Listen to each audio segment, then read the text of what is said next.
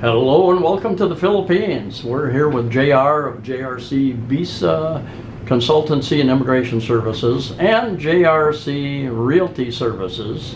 Depends on what hat he is wearing today, and we're gonna left and right.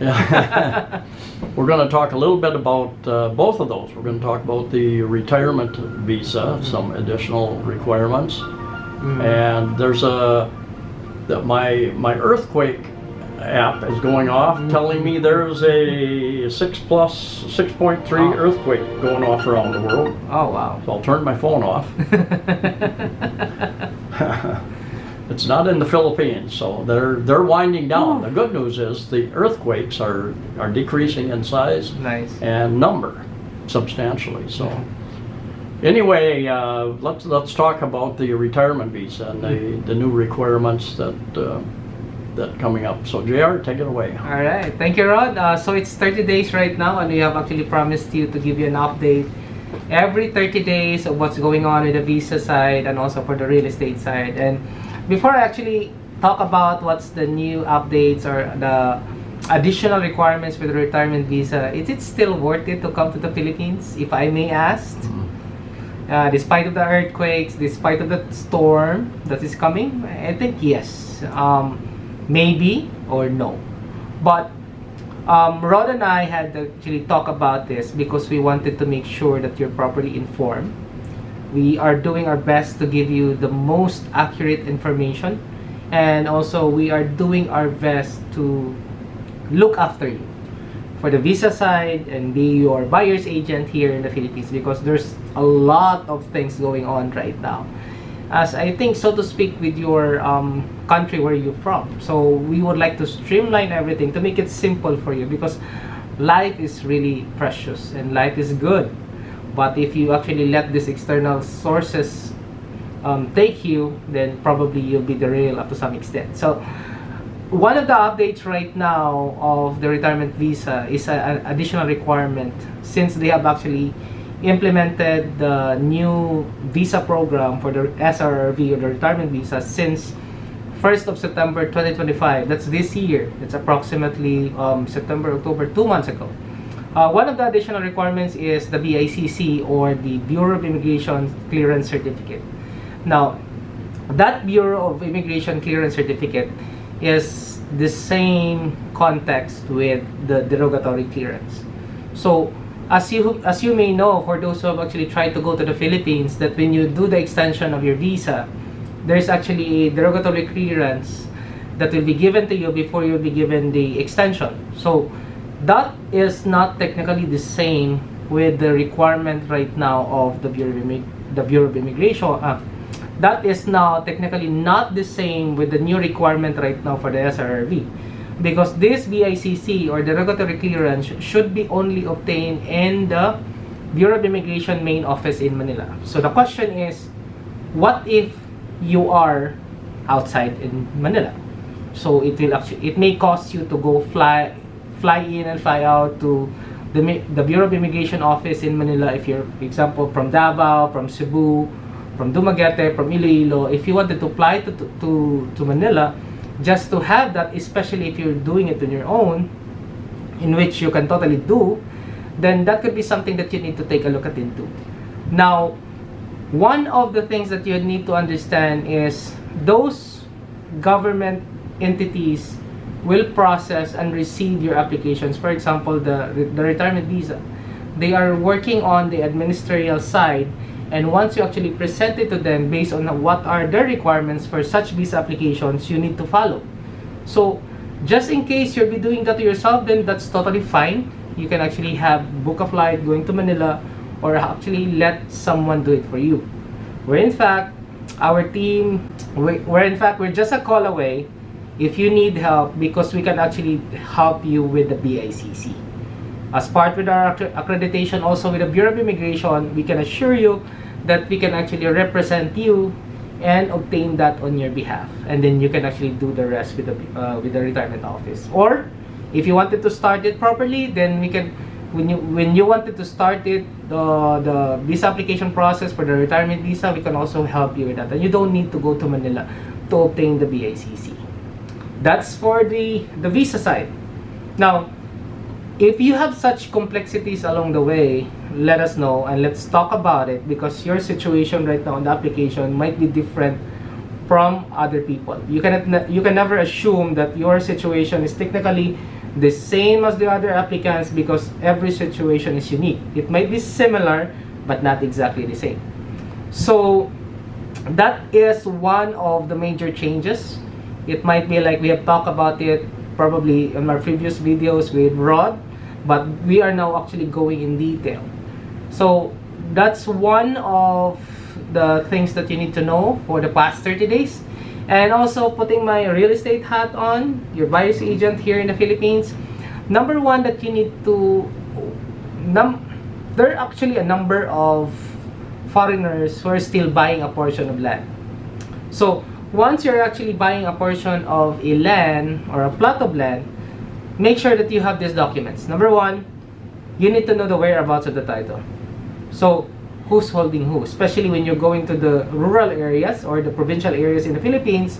You can actually encounter that easily. Hey, I'm selling my share from my parent who passed away. So if that would be the situation, you might be taking a look, you might be talking to siblings, the legal surviving heirs, which you need to deal with probably one by one, or any representative representing the entire family.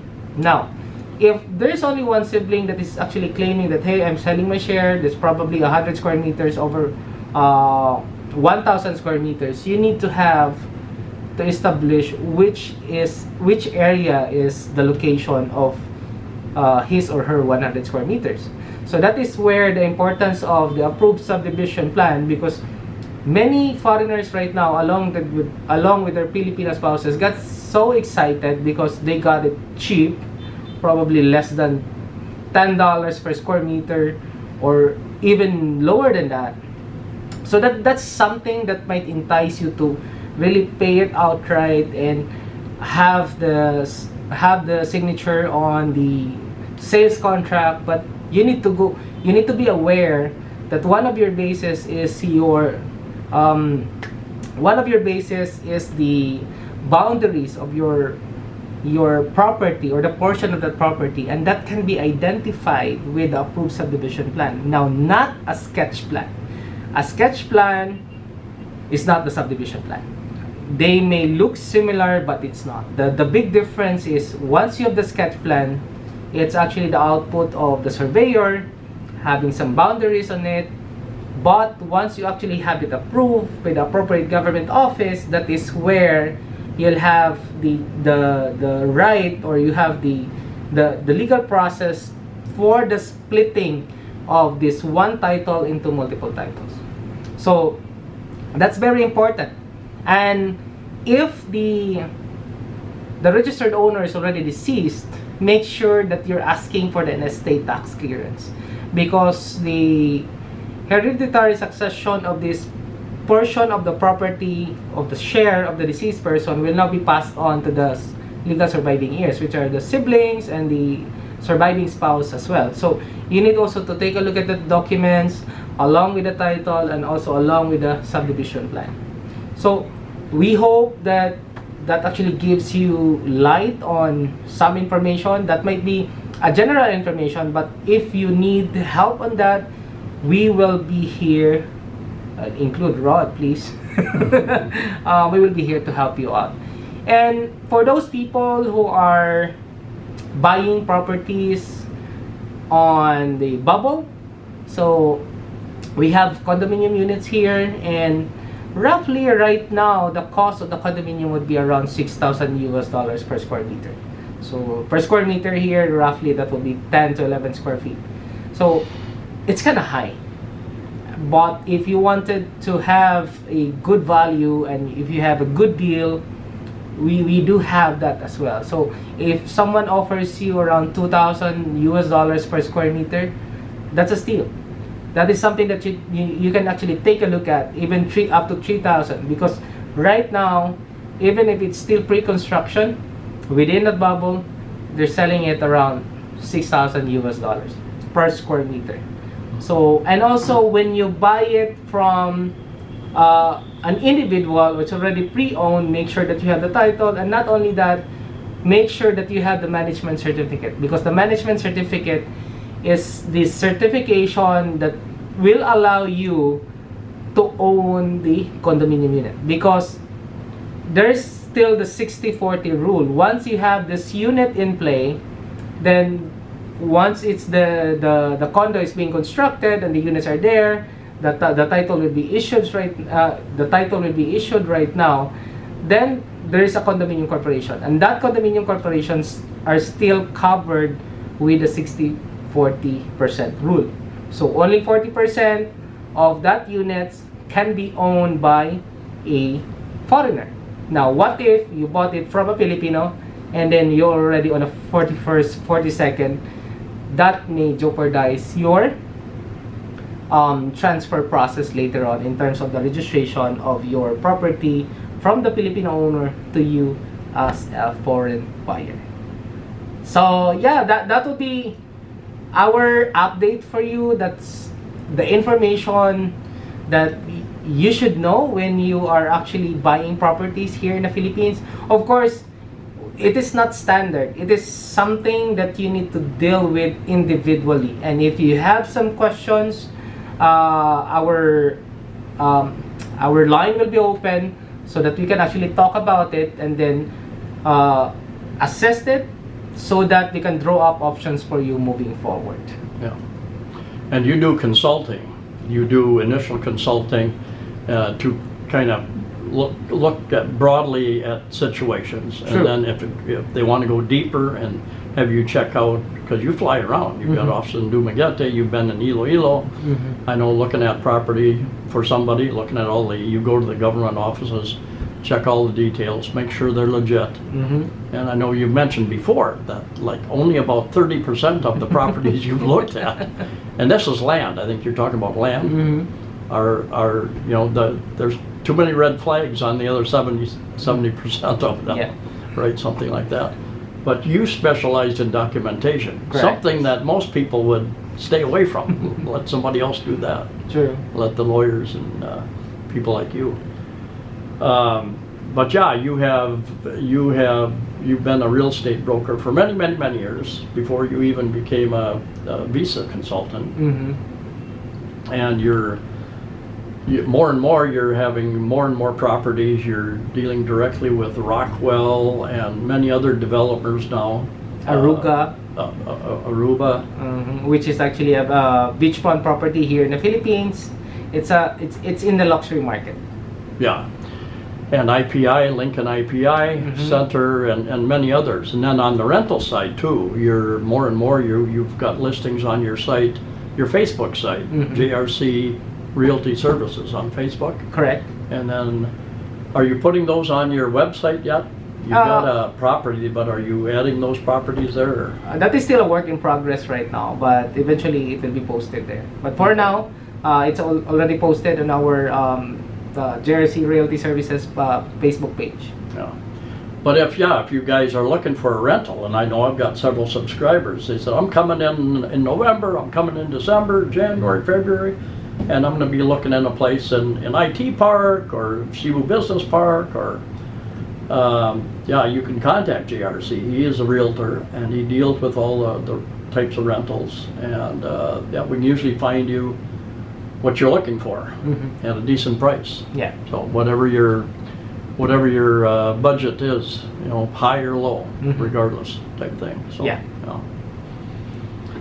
And then one other thing I wanted to mention about the realty side is that I have seen, these prices, they've gone, I've been here 10 years, and they've gone up and up and up and up. They kind of leveled off and dropped a little bit during the pandemic. Sure. And then after, they started going up again. But now with tourism down, the total number of tourists down, the developers are offering lots of incentives.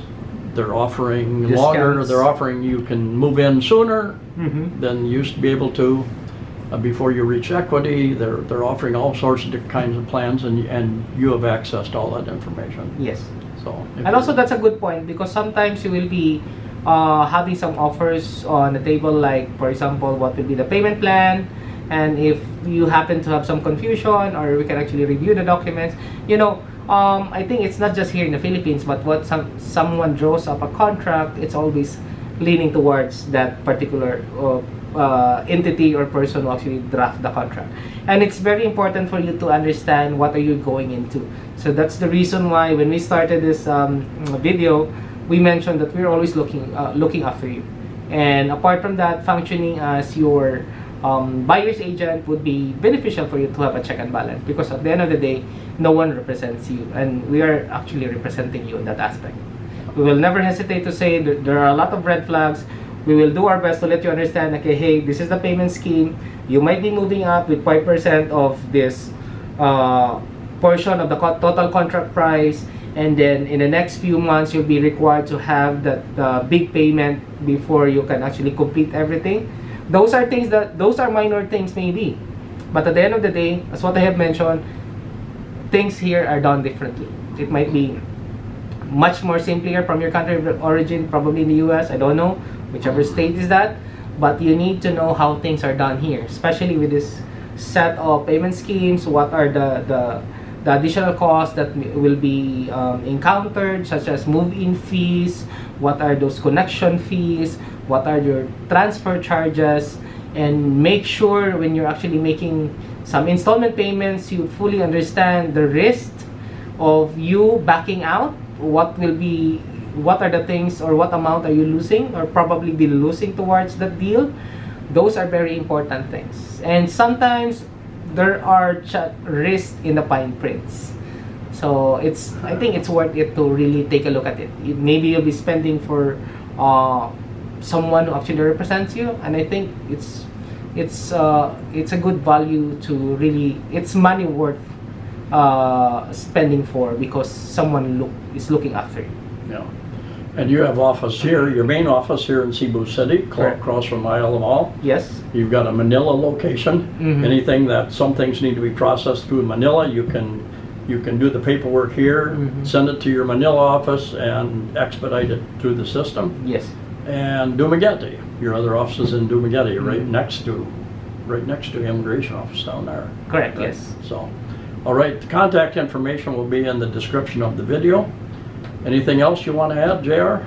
Yeah, life has been so great. It's almost Christmas, and it already passed the Halloween time. So we'll be looking forward to see you here. So, you know what? There are uncertainties maybe that you hear about the Philippines. We've been experiencing these earthquakes, but at the end of the day, every day is a blessing, and every day is a good day, or not even good, but every day is a great day to live and enjoy our lives. So, if you're looking towards to relocate to the Philippines, please feel free. And if you need our guidance, let's talk over coffee, and we'll be happy to welcome you here. I'll be seeing you soon. So, see you. All right, thanks, JR.